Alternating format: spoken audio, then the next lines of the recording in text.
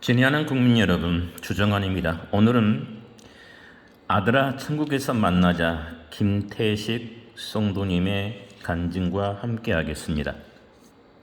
서울 안암동에 위치한 고려대 의과대학 교정에는 가문탑이라는 작은 탑이 하나 있다. 고려대 의대의 해부형 시신을 기증한 사람들의 이름이 새겨진 이 탑은 내게 아주 특별한 의미를 지닌다. 내가 가장 사랑하는 가족의 이름이 한 명도 아니라 두 명씩이나 올라있기 때문이다. 내 평생 가장 존경했던 아버지와 내 목숨보다 더 사랑했던 큰아들 유성이의 이름이 이곳에 기록되어 있다.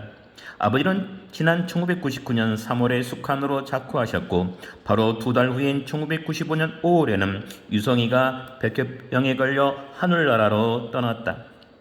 두 달 사이에 아버지와 아들을 잃은 내게 어떤 위로의 말을 해줘야 할지 몰라 고심하는 사람들의 모습을 읽을 수 있었다.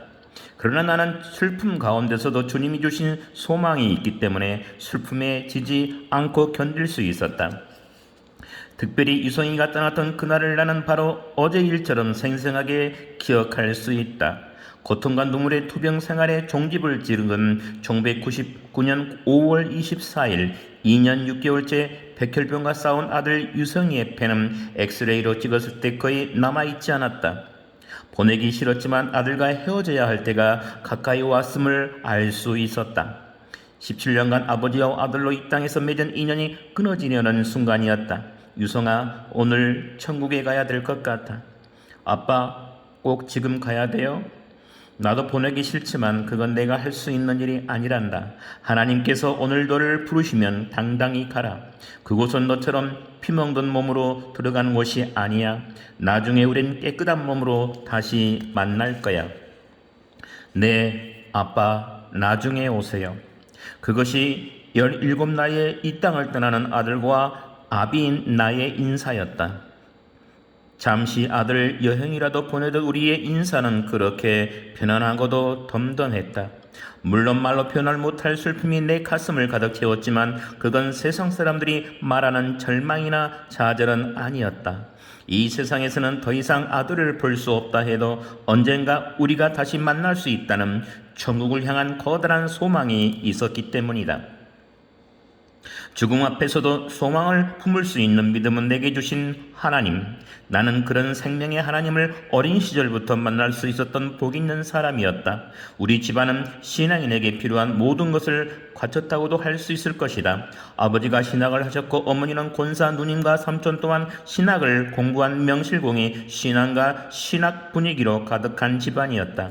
나 역시 태어나서부터 어머니 태중에 있을 때부터 자연스럽게 교회를 다녔다. 그래서 어린 시절 학교는 결석하더라도 교회에 빠지는 것은 상상할 수도 없는 교회 중심, 하나님 중심의 삶을 살았다. 나는 성장하면서 수바이처와 장기리 박사에게서 가장 큰 영향을 받았다. 자신의 삶을 바쳐 이웃의 고통을 돌봤던 두 의사의 생을 책으로 접하며 깊은 감명을 받았고 어느덧 나도 어려운 사람들을 도울 수 있는 최고의 직업은 의사라고 생각하기에 이르렀다. 그래서 나는 역시 의사의 길을 걷기로 결심했다. 그러나 처음 생각했던 것과 달리 힘든 의학을 공부하면서 신앙생활을 한다는 것은 쉽지 않았다. 인턴과 레지던트 시절 나는 다른 사람들을 돕기는커녕 내 자신의 신앙을 추스르는 일에도 힘겨워했다. 어느새 주의를 지키지 못하는 날이 반복되었다. 돌아보면 그때가 내 인생에서 하나님과 가장 멀리 떨어져서 영적으로 고갈되어 있던 시기가 아닌가 생각된다. 힘겨운 수련의 과정을 거쳐 1983년에 소아과 전문의 자격을 취득했고 1986년에는 내 이름을 건 개인 병원을 개업할 수 있었다. 김태식이라는 내 이름 석자를 내건 병원이었기에 나는 최선을 다해 치료를 했고 나의 성실성은 곧 놀라운 결과로 이어졌다. 개업 2-3년 만에 서울에서 5손가락 안에 드는 소아과 의사로 이름을 떨치게 된 것이다. 그런데 이상한 일이었다. 그렇게 명성을 떨치는 의사가 되었건만 내 삶의 만족 지수는 점점 떨어지고 있었다. 하루에 수백 번의 진료를 해야 했는데 환자가 많은 날에는 400명이나 진료한 적이 있었다. 지치고 무기력해지는 것은 어쩌면 당연한 일이었다. 중요한 것은 내가 하고 있는 일 가운데 하나님의 은혜와 인도하심을 경험하지 못하고 있다는 것이었다. 어릴 때의 내 모습이 떠올랐다. 수바이처와 장기르 박사에 대한 책을 읽고 의사를 동경하던 그때 이게 진정 내가 원하는 의사의 모습일까? 돈 많이 벌고 유명한 의사가 된 지금 내 모습을 하나님이 기뻐하실까? 의사로서 최고의 전성기를 구가하던 그 시기 나의 내면은 하나님의 뜻을 발견하기 위해 몸부림치고 있었다. 그리고 점점 내 일이 아니라 하나님의 일을 해야겠다는 소명의식을 갖게 되었다. 내가 너를 의사로 만든 이유가 무엇이냐? 아침부터 저녁까지 앉아서 돈 버는 게 내 삶의 목적이 되었어야 되겠느냐? 내가 정말 해야 할 일은 영혼을 구원하고 사람 살리는 일이 아니겠느냐? 나는 내면에서 들려오는 하나님의 음성의 귀를 기울이면서 성경을 탐독하기 시작했다. 그리고 바울의 옥중서신을 읽으며 하나님이 진정 원하시는 것은 죽어있는 영혼들에게 생명의 복음을 전하는 것이라는 사실을 깨닫게 되었다. 어느 날 기도하고 있는 내게 하나님은 인도네시아를 보여주셨다. 1996년 4월 나는 하나님의 말씀에 순종하기 위해서 병원문을 닫고 인도네시아로 떠날 것을 결심했다. 잘 나가던 병원문을 닫는 나의 결정에 가족과 친지 수많은 동료 친구들이 반대를 했다. 그냥 병원하면서 돈 많이 벌어서 그 돈으로 선교사들을 도우면 되잖아. 왜 꼭 내가 직접 가려고 하느냐. 만약 그 병원을 내 것이라고 생각했다면 병원 문을 닫는 것이 쉽지 않았을 것이다. 그러나 나는 병원을 내 것이 아니라 하나님이 잠시 내게 맡긴 것이라고 믿었다. 내 것이 아닌 하나님이 맡기신 병원의 문을 닫는 것이기에 고민할 것이 없었다. 애초에 내 것이 아니어서 복이라고 할 것도 없었던 것이다. 아내와 두 아들을 데리고 의료 선교사 자격으로 인도네시아로 떠날 때 내 가슴은 기쁨과 소망으로 벅찼다. 그러나 4년간 머물 것을 예상하며 갔던 인도네시아에서 우리 가족은 도착 6개월 만에 한국으로 되돌아올 수밖에 없었다. 유성이가 갑작스레 출혈을 일으켜 병원에 갔더니 백혈병이라는 진단이 떨어졌던 것이다. 한국으로 귀국을 가던 그날의 새벽 풍경이 지금도 눈앞에 그림처럼 펼쳐진다. 1996년 12월 25일 축복받은 크리스마스 새벽이었다. 골수 검사 때문에 의자에 앉지도 못하는 아이를 눕힌 채로 비행기에 태웠다. 인도네시아에 머문 기간이 6개월밖에 안 되기 때문에 아직 언어도 제대로 익히지 못한 상태였다. 그래서 현지인들에게 복음 한번 전하지 못했는데 내가 우리말로 복음을 전했던 교민들이 새벽에 공항까지 배웅 나와 눈물을 흘리며 기도해 주었다. 가슴이 무너지듯 슬펐지만 그들의 사랑에 가슴이 뻐근해질 정도로 감동을 받았다. 한국 땅에 도착하자마자 구급차를 타고 병원으로 직행해 유성이를 입원시켰다. 2년 6개월이라는 이르는 길고 지겨운 투병 생활은 그렇게 갑작스럽게 시작되었다. 하나님 나라의 선교를 위해서 모든 것을 버리고 떠났는데 왜 이런 일로 다시 돌아오게 하셨을까? 하나님의 뜻에 대해 궁금하고 답답한 마음은 있었지만 다행히 크게 원망이 되거나 분노가 생기지 않았다. 사실 그때만 하더라도 우리는 유성이가 곧 안치될 것이라고 낙관적으로 생각하고 있었다. 언제나 선한 길로 우리를 인도하시는 하나님이셨기에 나는 아들의 불치병 앞에서도 울지 않고 순종할 수 있었던 것 같다. 하나님께 내가 품었던 한 가지 원망이 있다면 오히려 이런 것이었다. 유성이는 태어날 때부터 몸이 좋지 않았다. 8달 반 만에 세상에 나왔는데 호흡이 6번이나 멈추는 바람에 피덩이 같은 아이를 내가 인공호흡을 해가며 겨우 살려놓았다. 신생아 때의 병은 성장한 후에 병보다 훨씬 더 위험해서 잘못되는 경우가 많은데 유성이의 경우는 하나님이 살려주신 것이었다. 그 후 유성이는 다른 아이들처럼 크게 아프지 않고 건강하게 잘 자라주었다. 농구도 잘했을 뿐더러 마라톤도 뛸 정도였다. 그래서였을까 힘겨운 투병 가정을 지켜보는 동안 내 입에서 이런 기도가 나왔다. 하나님 차라리 그때 17년 전에 불러가시지 왜 건강하게 다 키워놓은 지금 이 아이를 데려가십니까? 왜 더 큰 아픔을 주십니까? 어쩌면 내 직업이 의사였기 때문에 무력감과 고통이 더 컸을지도 모른다. 특히 아이가 항암 치료 때문에 괴로워하는 모습을 볼 때면 차라리 내가 그 치료를 받아주고 싶었다. 아버지인 내 가슴은 매번 무너져 내렸다. 약이 너무 독해서 한 번 주사를 맞으면 혈관이 다 헐어버리기 일쑤였고 한 번은 그 순하던 아이가 죽으면 죽었지 더 이상 항암제는 못 맞겠다며 병실을 뛰쳐나간 적도 있었다. 그러나 2년 반 동안 유성이가 암과 싸워온 가정에 대해 나는 높은 점수를 주고 싶다. 그 꿈만은 나이 17. 자기 삶에 대한 욕망이 어느 때보다도 클 때였지만 유성이는 자신을 향한 하나님의 계획과 섭리를 잘 이해하고 받아들였다.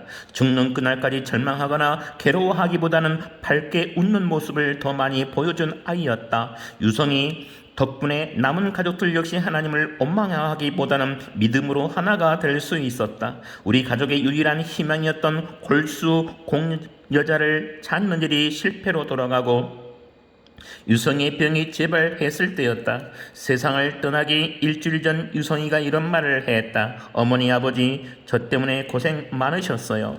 저 천국 갈 때 찬송 불러주세요.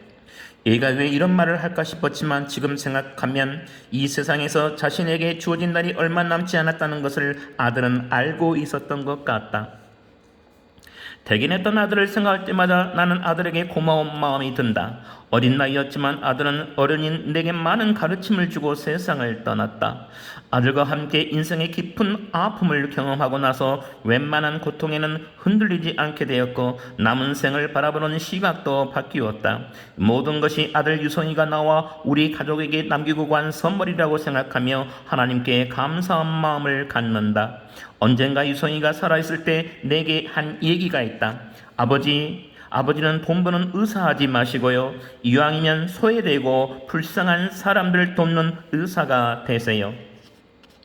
아들이 해준 말은 어린 시절 내가 의사가 되고자 했을 때 품었던 생각과 동일한 것이었다. 가장 소외되고 불쌍한 사람들이 누굴까? 내가 이 문제를 놓고 기도하자 하나님께서 구체적인 답을 보여주셨다. 암, 섹스 호스피스, 마약, 에이즈, 정신병, 영적, 신체적, 사회적, 정신적으로 전인 건강이 무너진 사람들, 이 세상에서 가장 소외되고 어두운 곳에서 신음하고 있는 사람들, 6부류의 환자들은 육적인 치료뿐만 아니라 영적인 필요가 가장 시급히 채워져야 할 사람들이기도 했다. 죄에 눌린 사람들에게 죽음의 문제를 해결해 줄 수 있는 것은 복음뿐이었다. 나는 현재 이 6가지 가운데서 말기, 암과 마약, 호스피스 관련 사역을 펼치고 있다. 소아과 의사에서 암치료 의사로 변신한 요즘의 기도 제목은 단 하나뿐이다. 만나는 환자 가운데 하나님을 모르는 사람이 있다면 영혼의 주인이 바뀌는 역사가 되게 하소서. 암에 눌린 사람이 있다면 저를 통해서 새 힘을 얻고 당당하고 멋지게 살다가 주님 부르면 스데반처럼 가는 일꾼이 되게 하소서. 이것이 지금 내가 아들 유성이를 떠올리며 매일 아침 주님께 드리는 기도 제목이다. 전도를 위해서 이곳저곳 뛰어다녀야 하는 사람들에 비해서 의사라는 직분은 너무 쉽고 평안하게 복음을 전할 수 있는 위치에 있다. 죽음을 앞둔 환자들은 의사의 말이라면 무조건 신뢰하기 때문이다. 내가 주님을 의지하며 복음을 전할 때 복음을 듣는 환자의 90%가 주님을 영접한다. 나는 육신의 질병뿐만 아니라 영혼까지 치유하는 의사가 되고 싶다. 이 세상에는 셀 수 없는 많은 의사들이 있는데 나는 그 의사들 가운데서 으뜸이 되는 의사가 되고 싶다. 내가 되고 싶은 의사는 돈을 가장 많이 버는 의사도 아니요 수술을 가장 잘하는 의사도 아니다. 내 비전은 세계에서 복음을 가장 많이 전하는 의사가 되는 것이다. 돌이켜보면 지금 내 삶의 많은 부분을 아들 유성이에게 빚지고 있다. 복음 전도자로서의 사명을 일깨워준 사람은 아들 유성이가 아닌가 싶다. 만일 내가 그런 아픔의 시간을 겪지 못했다면 세상의 돈과 명예를 쫓아 살고 있을 것이라는 생각이 든다. 아들에 대한 그리움으로 슬픔에 사무칠 때도 있지만 나는 유성이의 죽음을 통해 하나님께 감사할 제목들을 발견했다. 내 마음이 흐트러질 때마다 아들 유성이를 떠올리고 아들 유성이가 아빠를 응원하는 소리를 듣는다. 지금 당장 볼 수 없고 사랑하는 아들의 손을 만질 수 없다는 것은 안타깝지만 머지않아 더 건강하고 안전한 몸으로 다시 만날 것을 믿는다. 영생할 존재들인 우리들에게 이 땅에서의 짧은 이별은 아무것도 아니라고 생각된다. 매일 밤 하나님께 기도하기 전 하늘을 향해 유성이와 인사를 나눈다. 유성아, 잘 있냐? 아빠는 내 말대로 돈보다 영혼을 사랑하는 의사가 되려고 노력하고 있단다. 아빠도 하나님이 부르시면 내 곁에 갈게. 나중에 만나자. 감사합니다. 주정한이었습니다.